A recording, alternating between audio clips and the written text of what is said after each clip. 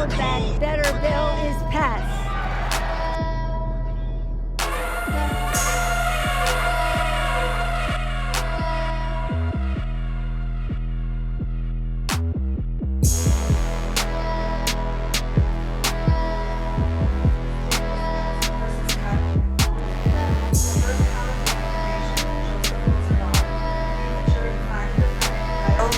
Rittenhouse not guilty. As to the second count of the information, Richard McGinnis, we the jury find the defendant Kyle H. Rittenhouse not guilty. As to the third count of the information, unknown male, we the jury find the defendant Kyle H. Rittenhouse not guilty. As to the fourth count of the information, Anthony Huber, we the jury find the defendant Kyle H. Rittenhouse not guilty. As to the fifth count of the information, Gage Grosskreutz, we the jury find the defendant Kyle H. Rittenhouse not guilty. And happy Saturday, and welcome to The Deal. I'm your host, Ed Clark. It is Saturday, November 20th, 2021. We're so glad you decided to come back and join us this week. We got so much stuff to cover, folks. The Rittenhouse verdict, Build Back Better passing, a whole bunch of stuff you saw in the opening montage. I'm not going to waste any time, but I got a secret guest. It's somebody we all know and love, Dr. Nicole McFarlane from Fayetteville State University. Dr. McFarlane, welcome back to The Deal. It's good to be back. It's good to be back. Thank you. And of course, as always, Val Atkinson, formerly of North Carolina Central University School of Political Science. Thanks, Val, for coming back in today. Absolutely. Val and Nicole, we're going to jump right into this. You saw in the opening montage, that last clip, 5 not guilty verdicts for Kyle Rittenhouse. We'll give you the floor first, Dr. McFarlane, since it's been a while since you've been here. Did you expect anything different from the outcome in the Rittenhouse case? And if you did, what was it that you expected? Unfortunately, well, as your question sort of leads me to at least imply that I did not expect much. The reason I didn't expect much more was because of the mother's involvement in that and how they treated him as a child. But the adult that was in charge of this child was never held. She's not been held accountable for what I understand is arming an underage minor, driving him over state lines, and his then committing murder, in my opinion, what I consider murder. I think if it was a Black mother who drove from Illinois to Wisconsin after arming her child with a weapon, a deadly weapon, and then dropping him off in the middle of a civil unrest event, I'm sure she would have been at least held to account by child endangerment and child neglect, services in that area. Unfortunately, this woman completely is held as a hero, as her son is held as a hero. She just led the great man to the moment, and Kyle stepped up as a hero.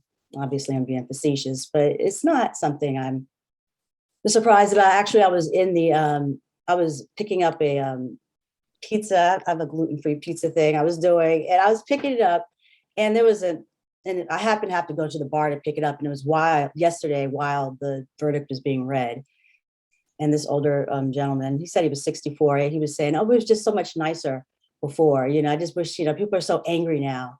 I wish it was back in good old days." And I was like, in the good old days, I couldn't even sit at this lunch counter with you, let alone, disagree with you about the outcome of this verdict. And he just looked at me like I was the rudest person in the world. I took my pizza and left. But, that's the kind of conversation I think we're going to have. One more thing I want to say. Yeah, sure. I think that it sends a clear signal to white folk, right? That that transracial, multiracial movements, dissident movements will not be tolerated in the United States. That it tells white folk who were, on the front lines of the 2020 protests that that they will be that they can be killed easily without any sort of repercussions or consequences to their assailant. Yeah, that is so sobering, so Val, you hear Dr. McFarlane there. Again, I'll ask you, what was your first thoughts, and if you can expound on those. Well, it confirmed what my suspicion was. And I had said all along that I expected Rittenhouse to be exonerated or let go because of the makeup of the jury. But the thing that got me thinking along those lines most was the instructions from the judge and his role in all of this. He did some things, dressing down the DA a couple of times when the jury was not present, but once in particular when the jury was present. And the information that he gave them instructive, I didn't think that there was a chance that the DA could gain a conviction here. And it came out to be, in my assessment, that the 25 hours were taken mainly trying to get some one juror to come along with the not guilty verdict that the other 11 had come to. And only time will tell who that one or few jurors were to hold them up for 25 hours. Because I think the majority of them, they were ready to go not guilty from Jump Street. Yeah, from the time the trial started. I want to remind the folks you're watching The Deal. I'm your host, Ed Clark. That is Dr. Nicole McFarlane and Val Atkinson. We're trying to make sense of a world that makes no sense most weeks. And we're talking about the Rittenhouse trial. You know, just my first take on it, Val and Nicole, is that throughout the trial, the judge did insert himself in ways that reminded me of what happened in Mississippi and Alabama and Georgia, North Carolina and South Carolina, when white men were on trial for doing something bad, and we knew what the outcome was going to be, and the judge was just trying to navigate to that end point, right? There's no real trial going on. The judge spends a lot of time excoriating the prosecution for even bringing the case. So I'll leave it there, but I want to jump to another case that's going on. This one in Georgia, Val, and I'll start with you this time. The McMichaels down in Brunswick County, Georgia, Glenn County, for killing Ahmaud Arbery. Have you been keeping track of that, and what's your thoughts on how that's going compared to the Rittenhouse trial? I have been keeping track of that, and that was my other guess, I guess we could call them now. My prediction here is that I think Travis McMichaels and his dad, Gregory, at least the two of them, will be found guilty on at least a couple of charges. I don't think they will walk away like Rittenhouse happened to walk away from this whole thing. You know, in my background research I was doing, some of you know Ed, I like to do this kind of stuff. I found something rather interesting. There was the case back in the 20s where there was a gentleman by the name of Harlan Carter, who at the age of 17 came home and caught his mom crying. And he said, "What are you crying about?" Says, "There were some Hispanics," and they didn't use that nice word, outside, and they just wouldn't leave me alone. And I got scared, and it was horrible. So he got his shotgun and went down to the place that Hispanics hung out at that time and asked what was going on. So one of the Hispanics pushed the shotgun out of the way and he shot him. He shot him and he claimed self-defense. And of course, he went on and he had a trial, but he was convicted, but he was later exonerated. But this same guy, that's half of the story. This same guy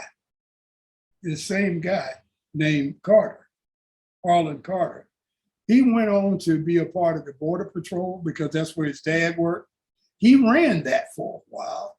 As a matter of fact, he was the INS director for 4 years, right? And he got out of all of that at one point, and he matriculated over to be the national director for the NRA, the National Rifle Association. He was the guy that changed the National Rifle Association from some 4-H club knockoff to the political mammoth that they are today. He is credited for all of that. And he started by taking a shotgun and killing some brown people. He approached them and said, "You need to go back with me and explain to my mom and let her ask you questions. I'm making a citizen's arrest." And the guys wouldn't move, so he shot him. I said, what a coincidence here between Rittenhouse and McMichaels and this guy named Carter. So I thought I'd bring that to you. I thought it was interesting reading. No, that's a good point. The other part to this, Val, is this whole vigilante justice thing, with these folks that feel like that they're able to go out and take the law into their own hands and decide, who is should be brought to justice. I'm gonna play a clip real quick, and then we'll talk about it on the other side. This is from the McMichael's trial. I wouldn't say ordering. I was asking him. Like nicely and politely, "Please, sir, stop"? At first, it was not please sir, sir, but hey, could you stop? Please, yes, stop for a second. Stop for a second. My voice inflection and tone, I was trying to keep the situation calm. And this is at the time that he's already decided that he doesn't want anything to do with you and has run back down Burford towards Attila. Yes. 94, the first video ending in 261.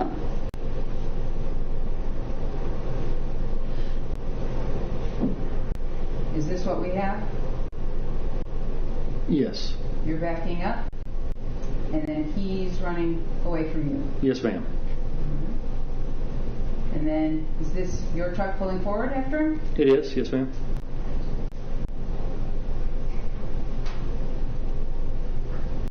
So Val, the McMichaels actually went on the stand. Are you surprised that like in the Rittenhouse case, that the defendants are taking the stand and trying to talk on their own behalf? I'm not surprised at all because they know, the defense knows they have a weak case. And the only thing that can save Travis, I do believe, is the sympathy of the jurors. So he had to put him out there. I disagree with most of the analysts on this that I've heard. They think that the defense did a great job. I don't believe so. I think that the defense tried to come up with a perjury charge on Travis McMichael because he was asked questions about the differences between his statements to the jury and his written statement that he made to the police. And there were differences, and they wanted to know why. That's an assumption. The assumption is that if you can prove that the two stories were not the same and he may have committed perjury, then that means he can have no argument of self-defense. And I'll tell you, I don't go that far. I don't think it is a knockout blow that he can't claim self-defense just because he lied or had a semantical problem with a couple of sentences in his case in his testimony that he gave to the police. I don't think that was a good strategy on the part of the defense attorney. They had this guy right there. I never heard her one time ask him, "Did you intend to shoot and kill Ahmaud Arbery?" Right. Not one time. Not once. Right. She just kept asking about, well, on line 16 here in your written statement, you said X. And yesterday you didn't say X, you said X and Y. And, I just don't think she did a good job. Yeah. I've been worried about some of her tactics. Dr. McFarlane, this whole thing with the vigilantes going out after people. The crux of this case with the McMichaels is that somebody was going in and out of a house that was under construction.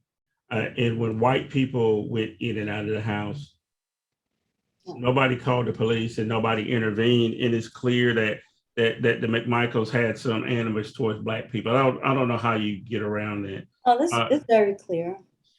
Yeah, so I'd like for you to speak to that. It's clear. I mean, I don't know. I've lived in neighborhoods before that were under construction, and it was normal for, people in the residents to look at it. In a lot of communities, that's normal because people are in the housing market. They're looking to buy, and they want to look at the floor plan and imagine, oh, well, they did this to their particular, their house. Maybe I could do that. Oh, this is what's the difference in the floor plan. And it gives you a better sense in, what you're going to buy or what you're going to, how you're going to build onto your house. That is normal. Just the idea that when the defendant who went on stand, was discussing his background, his training, his training in law enforcement, his experience in law enforcement, I think the prosecutor asked if he's familiar with the Fifth Amendment, because he tried to get Ahmaud Arbery to confess that he was stealing, lumber, from the property, that he's been the one pilfering unconstructed homes. And just because a Black person decides they don't want to speak to you, they feel like that's a reason, and it's reasonable, and it is fair to unlawfully imprison a Black person because they refuse to have a conversation with you. And that this is actually flying, that he could say this really without any compunction whatsoever, make this acknowledgement, and it not just completely turn the tide against him. And we still think he's going to get off, lets you know that, again, they are making it clear.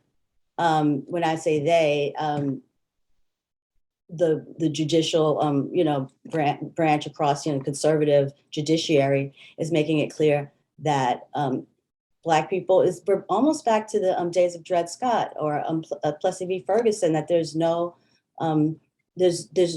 rights that Black people have that any white person is bound to respect.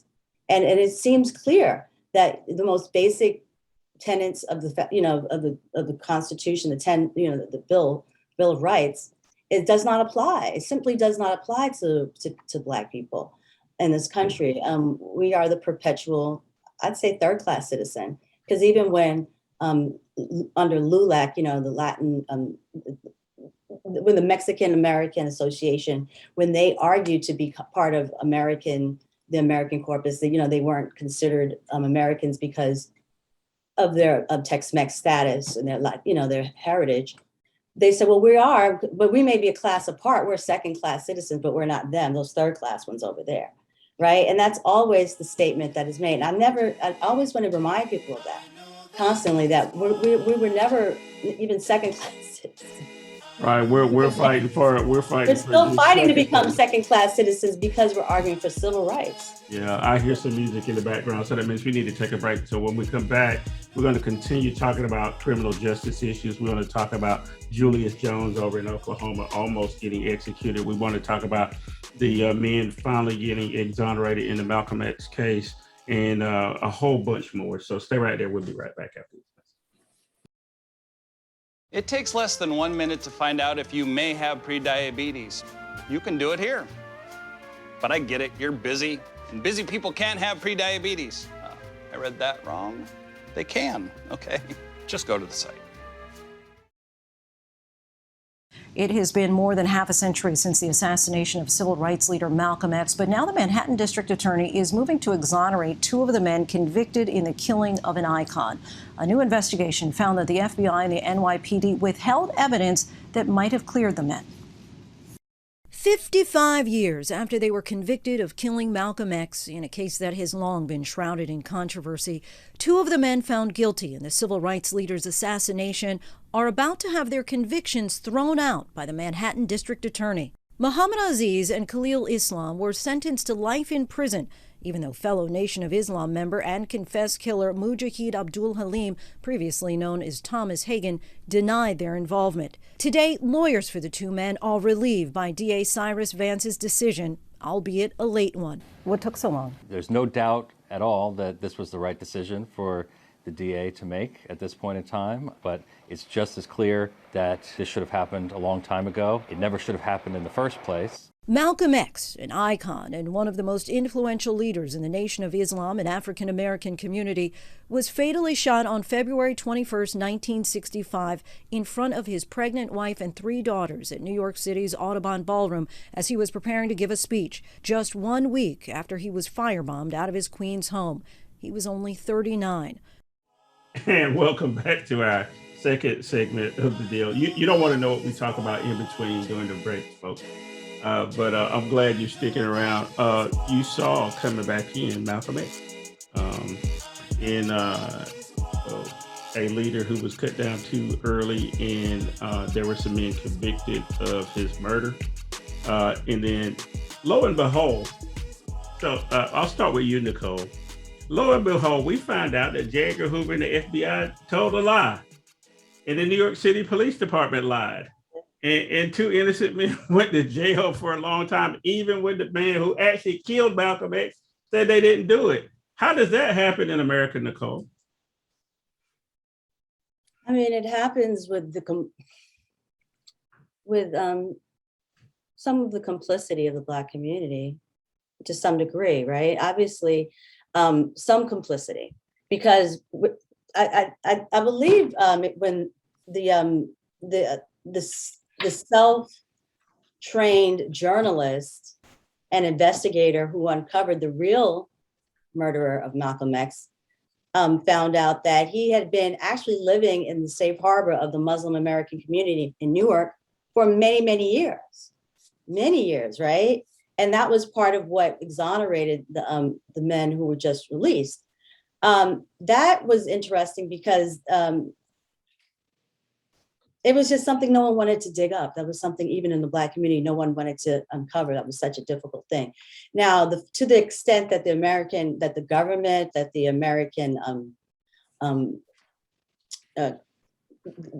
Federal Bureau of Investigation and intelligence services turn,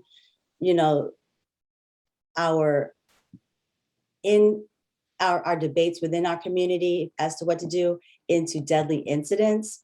Now that is 100% on the government, right? Mm-hmm. And if they will find from time to time, if they find, they're going to always find someone who's willing to do the dirty work. And then there will always be those who simply just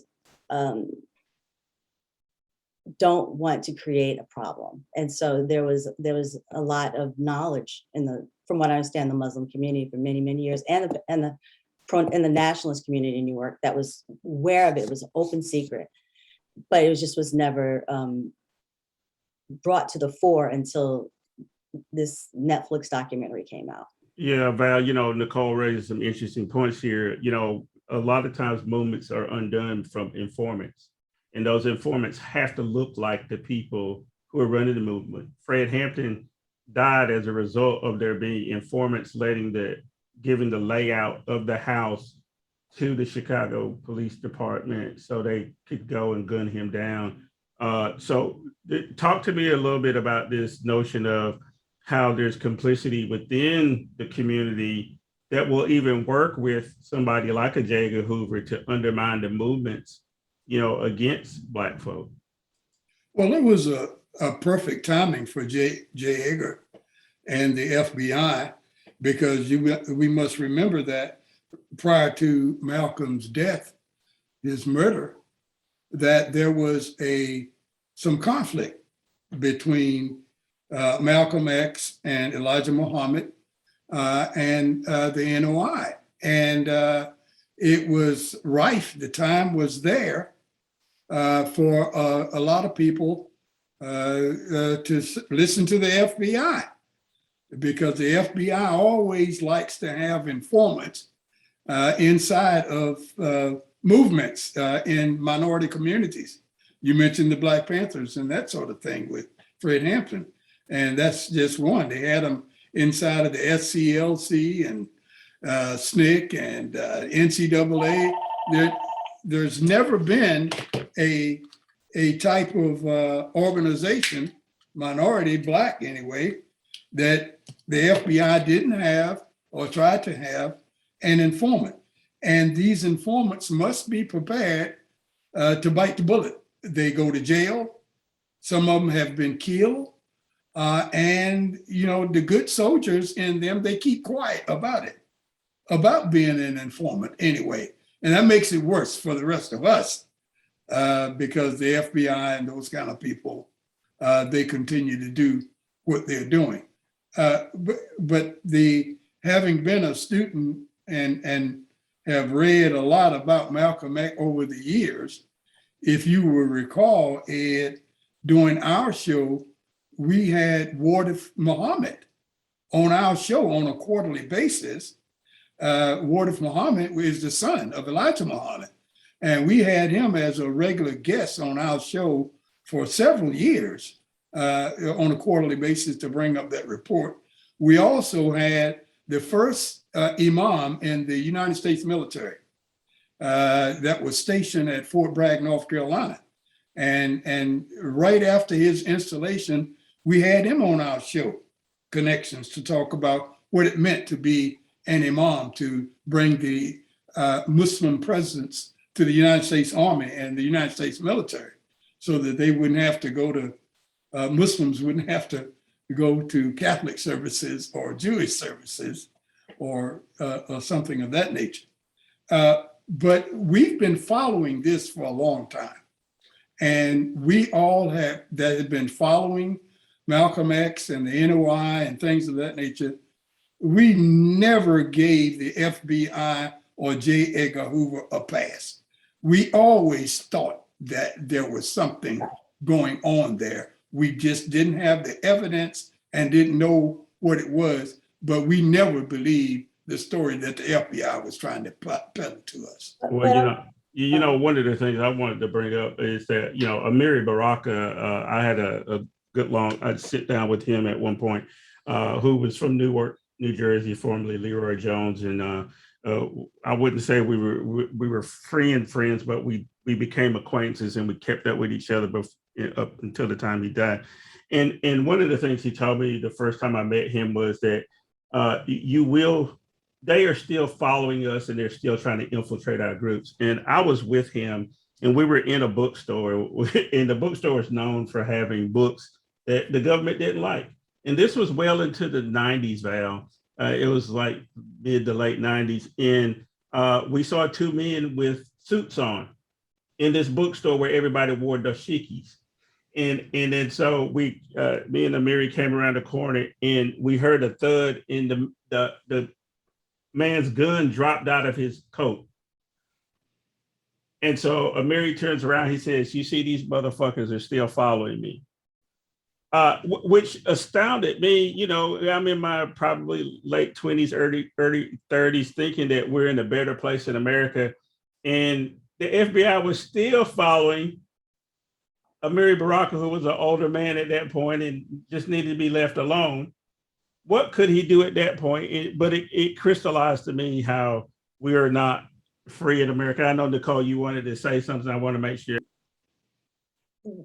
Just that's why people who are in the Nation of Islam, people in the Black Muslim movements, you know, Black Muslim sects across America, they always were questioning that for years. Like, no one ever accepted that Farrakhan was a part of that. And the reason was because they understood the kind of obedience that Elijah Muhammad, the Honorable Elijah Muhammad, as they call him, that he commanded among his people. And when he told them to not touch Malcolm X, leave him alone, if they were good in the Nation of Islam, or even, you know, they would not touch him. Like, they might talk junk, they might contribute to an atmosphere by, you know, making sort of like a lot of bravado, you know, maybe threats. But the thing was that Black dissident movements like the Nation of Islam have informants in the government intelligence apparatus as well, right? Like there are people in the Nation of Islam that belong to are members of the military that or people who are at least sympathetic to it. Look at the mayor of New York, the new mayor-elect of New York. He works with he has worked with Farrakhan as a member of the police department of New York City for from the earlier part of his career. And I think it was a statement, and it stuck with me, that in the research that was presented by the lay investigator who uncovered this entire mess, he actually said that, and people kept saying it to him over and over again. It was an saying, and that Elijah Muhammad said that everyone else said, and it was different pockets, same pair of pants. So whether you were a street hustler or a school nurse or a police officer who worked in an internal investigation unit, but you were good with Nation of Islam, he was like, y'all still in the same pair of pants. We're all in the belly of the beast. We're all in the pants. We just got to situate ourselves to be like. So he wasn't against the idea of the spook who sat beside the door. I was just thinking about that movie. If you haven't seen it, you need to watch. I don't want to cut you off, Nicole, but we're gonna have to take one more break, and when we come back, I want to talk about one last thing. I want to talk about Julius Jones, and then talk about what you said, Julius Jones, and Val. We have to talk about G.K. Butterfield and his retirement. So stay right there. We'll be right back after this. Hey, Dad. Hey, Dad. Do we have a gun? Why do you ask that, kiddo?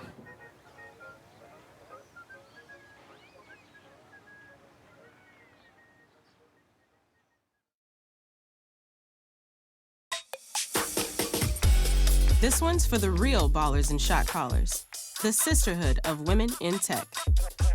They're discovering cures, building apps, and programming the blockchain. They're CEOs, worldwide hustlers who can make it rain. They're tearing down the old boys club and seeing big gains. Because when women in tech come together, you know they make that change.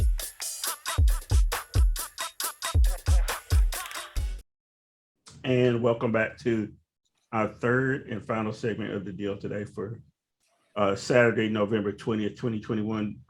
You have been listening to us go on about a lot of stuff on the criminal justice side. There's one other issue I want to talk about before we move on to politics, and that's Julius Jones. He was hours away from being executed in Oklahoma for a murder he said he did not commit. There's not a lot to say about it because the Oklahoma Pardon and Parole Board said that his sentence should be commuted, and the governor waited until the very last possible moment to do something about it. I have been in a death chamber in this North Carolina death chamber when North Carolina started executions again. I won't say I was fortunate. I don't know what the word is, but I was, as a reporter at the time, I was able to go in prior to the execution to see the death chamber, and that particular execution got stopped, so it didn't occur. But seeing the death chamber is very sobering. To know that somebody's sitting in a 4x6 cell, next to the place where you're going to end your life, and there's nothing you can do about it. So I'll just ask one quick question. Give me a quick answer to this. What was Governor of Oklahoma trying to do? Was he trying to flex a little bit, Val?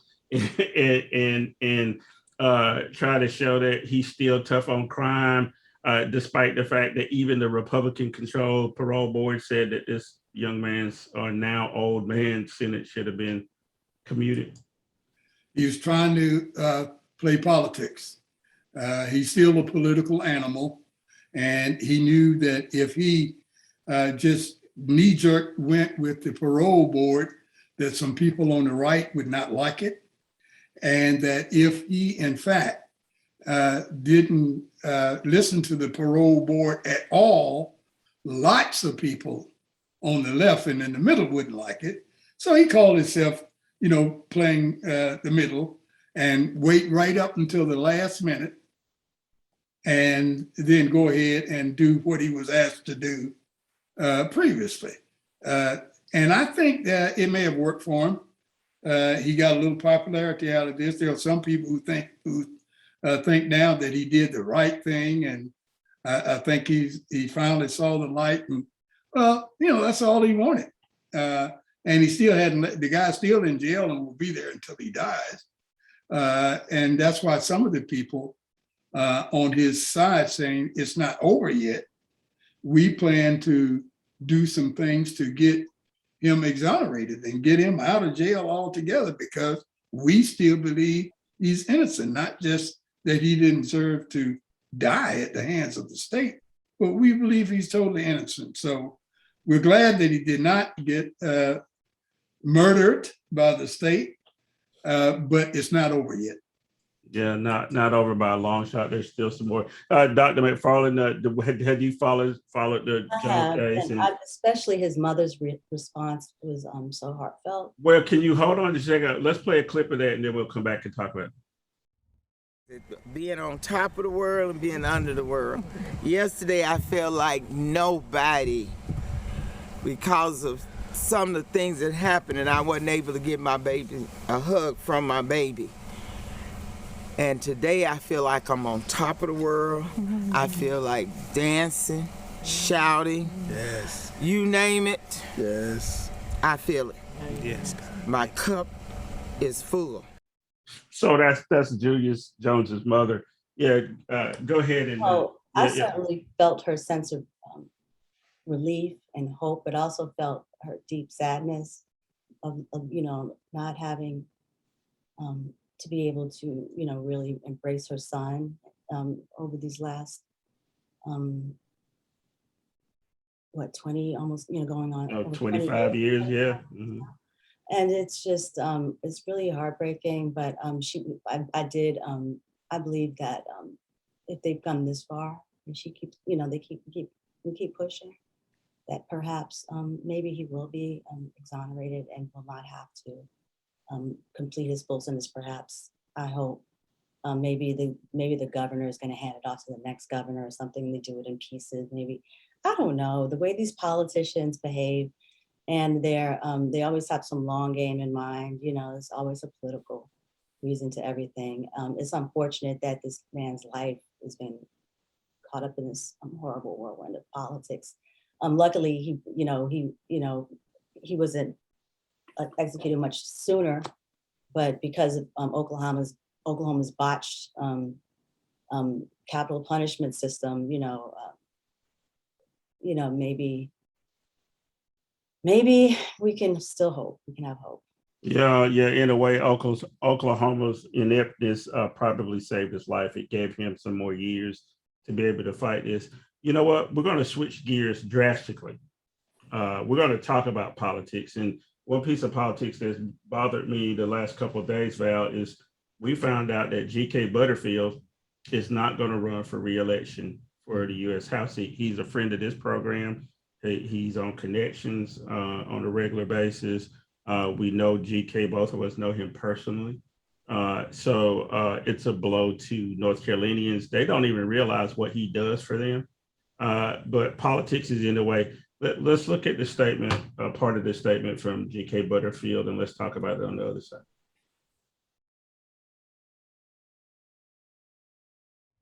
On January 1st, 1989, after practicing law in my home community of Wilson, North Carolina for 14 years, I began my career in public service as a resident Superior Court judge. After serving 15 years in the North Carolina judiciary, including the honor of serving on the North Carolina Supreme Court, I was elected to Congress and have proudly represented the people of the 1st Congressional District for nearly 18 years. Every 10 years, the North Carolina legislature enacts a new congressional map. The map that was recently enacted by the legislature is a partisan map. It's racially gerrymandered. It will disadvantage African American communities all across the 1st Congressional District. I am disappointed, terribly disappointed with the Republican majority legislature for again gerrymandering our state's congressional districts and putting their party politics over the best interests of North Carolinians. While I am hopeful that the courts will ultimately overturn this partisan map and see that a fair map is enacted, I have made the difficult decision that I will not seek re-election to the United States House of Representatives. It is time for me to retire. So Val, that's G.K. Butterfield. The last few weeks, we have been talking about the gerrymandering by the North Carolina House. And here we have, I won't even say a casualty, the writings on the wall. They have written this thing to make it so difficult for Democrats to even have seats, even though Democrats are the majority of the electorate in North Carolina. Republicans make up about 33%. The way they have it fixed, Val, it looks like it may be something like 11-3. First, talk to me about the impact of losing somebody that with the experience that G.K. Butterfield has, but also the difficulty is going to be if somebody tries to step in and take up the mantle that he's leaving. Well, it's compounded by the senior member of our congressional delegation, that being David Price, who was in the 4th Congressional District. He announced earlier that he had had enough and he's not coming back. So now we have that being compounded by G.K. Butterfield's decision not to come back. And, on Connections, we just had Deborah Ross on to talk about her positions and things. Looks like she's going to be coming back. But what they've done in this redistricting, Ed, they meaning the Republicans, is they've drawn the maps so that Democrats have to choose which other Democrat they want to run against. Or the second choice is to place themselves in a district that is overwhelmingly red or Republican. That's how they've drawn these things. So G.K. makes the decision that I don't want to run against Alma Adams, or I don't want to run against Kathy Manning, right? So or Deborah Ross. So what I'm going to do is leave, because if you may try to make me run against Virginia Fox or one of those types of people, there's no way I can win when the Democratic population is 10-15% in that particular district that you've drawn up. So I'll tell you, gerrymandering wins. And we go back all the time to that case of Chiavallo v. Washington, when the Supreme Court made the decision that that partisan gerrymandering is fine as long as we don't have race involved in it in an obvious way. So what you've done is just allowed state legislatures to gerrymander off the cliff and do whatever they want. And that's why I said many, many weeks ago, Ed, if the Republican Party doesn't take back the House, it's because they're not trying, because they have control of most of the state legislatures in the country. And this is a redistricting year. So when they draw the lines for the new congressional districts, they're going to draw them in such a way that Republicans have the advantage. So if they don't take it back, it's because they ain't trying. They're idiots if they don't take it back. Dr. McFarlane, you're around young people. And one of the problems with this also is that a lot of times young people don't understand the import of those seats below the president, right? They only turn out when it's a presidential election. And so we're in a double whammy here that it's going to be an off-year election and it's all this gerrymandering that Val just talked about. Do you hear any talk at all amongst young people about the importance of participating? I mean, what I hear a lot of them saying is they don't care, or all of them are the same, or it doesn't matter, or whatever. What do you hear if you put your ear to the ground? I think what's going to happen is the Democratic Party is going to have to mobilize in other ways. Or not just the Democratic Party, but progressive movements in general. I want to say that because we're in a two-party system, and so far the only thing that's progressive is somewhat progressive is the Democratic Party. But I think it's getting harder and harder to get young people to identify with a party that has people like Joe Manchin in it, and even to some degree a Joe Biden. You look at like his early career; he's a great centrist. But you have to realize too that like they're going to have to mobilize them with things like younger people, marijuana legalization. They're going to have to, if they want to get them on these off years, the Democratic Party is going to have to be really intelligent. It's going to have to be very creative, and they're going to have to put things on the ballot like marijuana legalization on off years. They're going to have to do something. One thing they're doing in the area in North Carolina is they're trying to mobilize young people around the effort to stop giving out tickets for expired tags, for bench warrants for lapsed insurance, people losing their license, going to jail because their license is expired or their tags are expired, things like that. So I think if we can make young people connect to things that really are affecting them, like they are, more likely to run into those kinds of problems. But we don't really get that word out. We just say, well, while G.K. Butterfield and Alma Adamses and, the other members of the Congressional Black Caucus have been really important. They've also, I think in 1999, they kind of are the architects of their own demise because of the embrace of gerrymandering, the way some political scientists might pronounce it. But they are in that they embraced GPS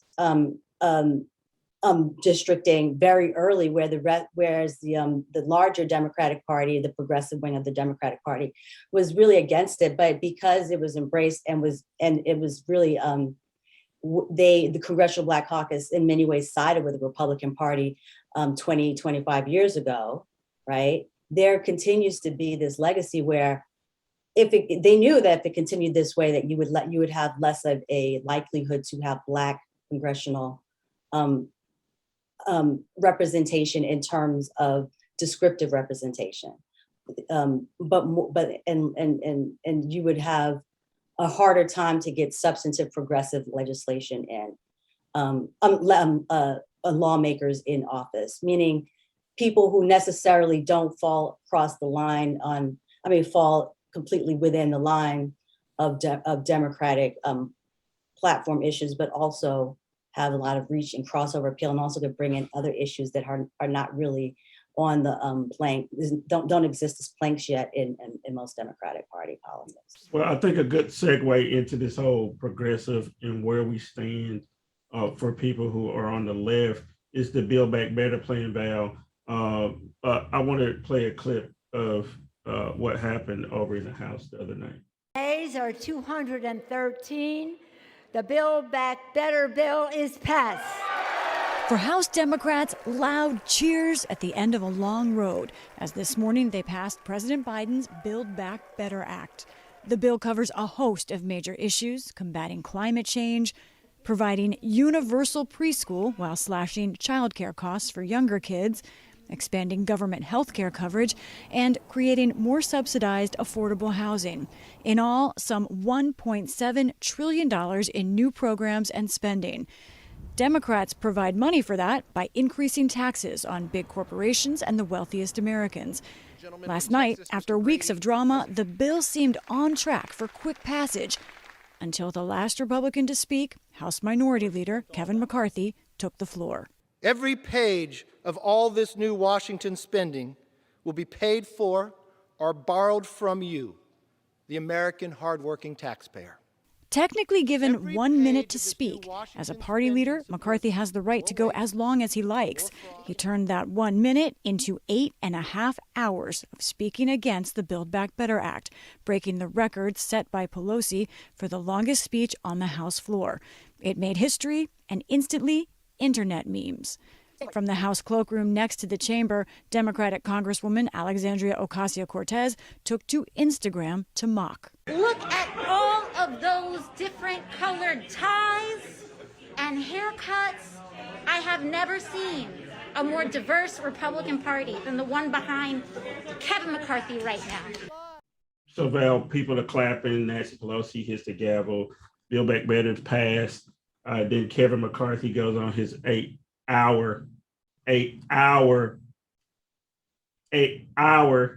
say that diatribe against Build Back Better. You hear a litany of things that Build Back Better is supposed to do, daycare, blah, blah, blah. We talked about this before, Val, that we know that the Democrats are the only ones actually putting legislation on the table that would actually do shit, right?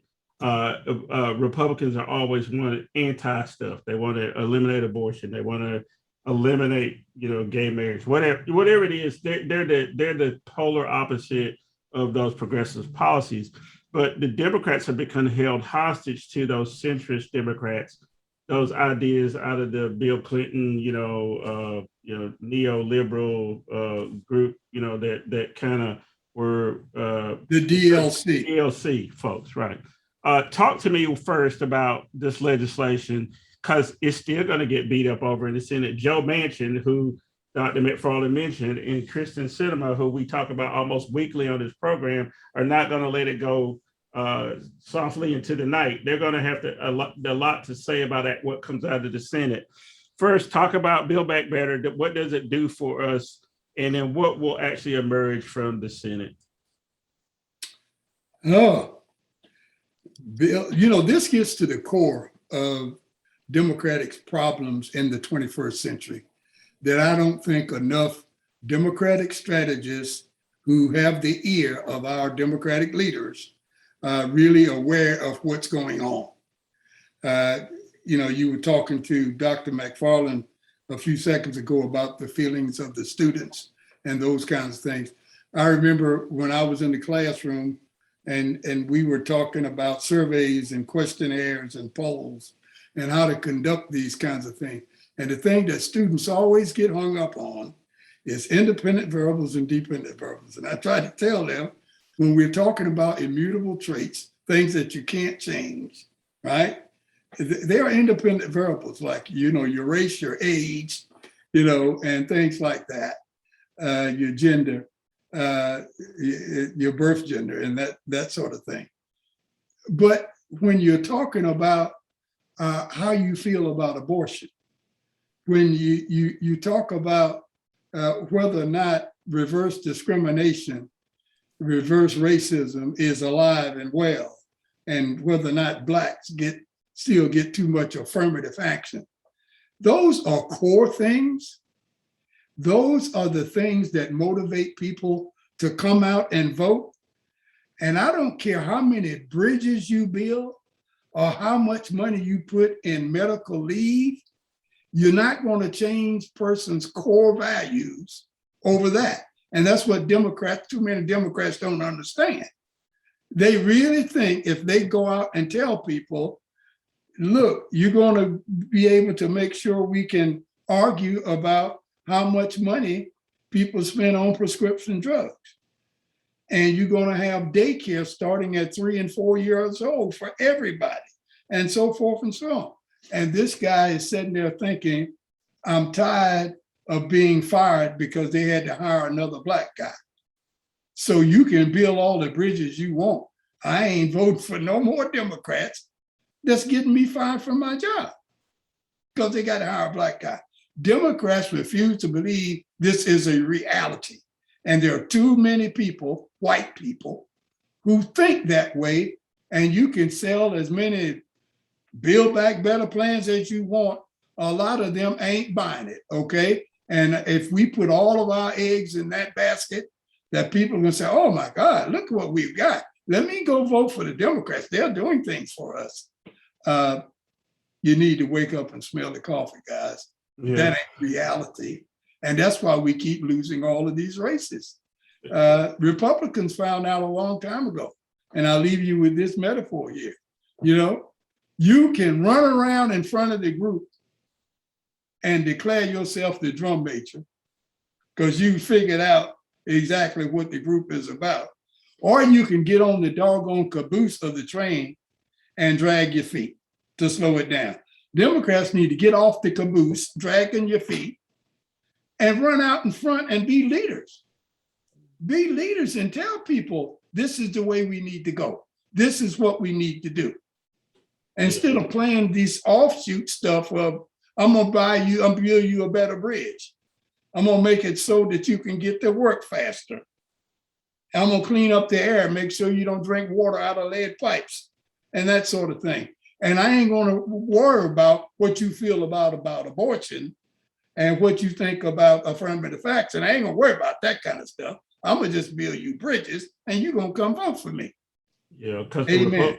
Amen. Because the Republicans already figured it out. They done figured it out. They got in front of the parade and became drumbeats. And they're still going to use the passage of the Build Back Better because already Republicans were sending out letters to their constituents saying, "See what I did for you? Yeah, I'm getting your bridge built," and they didn't even vote for the shit. So anyway, look, I don't want to run out of time. I'm so happy to have Dr. Nicole McFarlane back with us. She's been gallivanting all over the world, and she took time to come in and sit in with us today. You know what we do at the end of the show, Dr. McFarlane? We always ask, what do you got coming up, or what do we got to look forward to? What do you got to tell us today? Oh, I'm looking forward to continuing to gallivant around the world. Actually, I'm working on my writing, but when I have something more substantive or something more concrete to talk about, I'll definitely tell you what it is. Good enough. We'll take that. And Professor Atkinson, what do you got for us this week? I'm going to encourage everybody to tune in and listen to Connections during the Thanksgiving weekend, because we have a special guest, Congressperson Deborah Ross, and I think she's going to talk about some things that many people are interested in, because there's a lot of movement going on in the United States Congress. So tune in for that. That's Thanksgiving weekend. Yeah, so me, I'm always working on a bunch of stuff. Please go out to The Deal with edclark.com.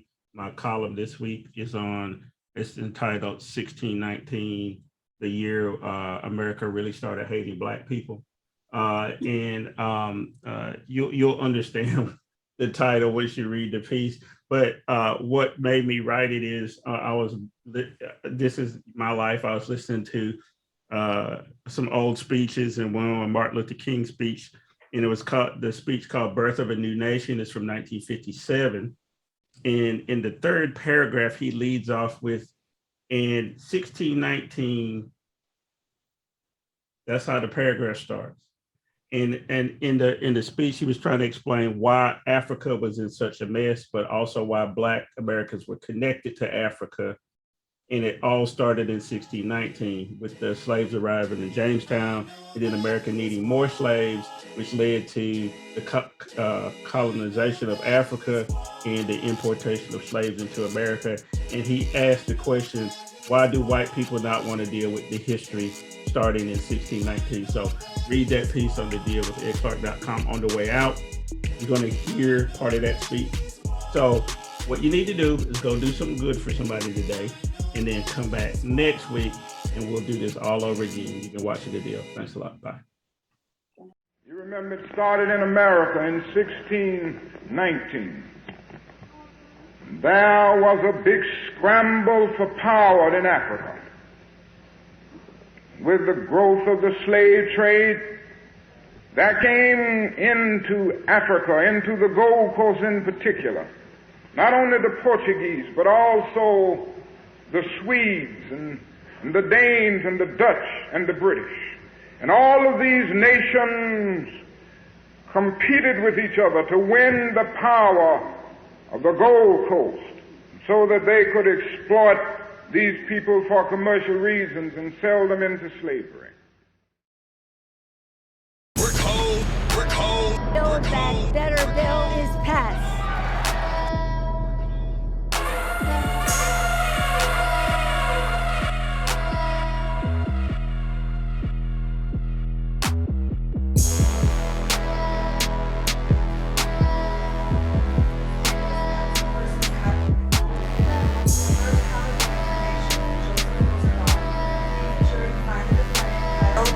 Rittenhouse not guilty. As to the second count of the information, Richard McGinnis, we the jury find the defendant Kyle H. Rittenhouse not guilty. As to the third count of the information, unknown male, we the jury find the defendant Kyle H. Rittenhouse not guilty. As to the fourth count of the information, Anthony Huber, we, the jury, find the defendant, Kyle H. Rittenhouse, not guilty. As to the fifth count of the information, Gage Grosskreutz, we, the jury, find the defendant, Kyle H. Rittenhouse, not guilty.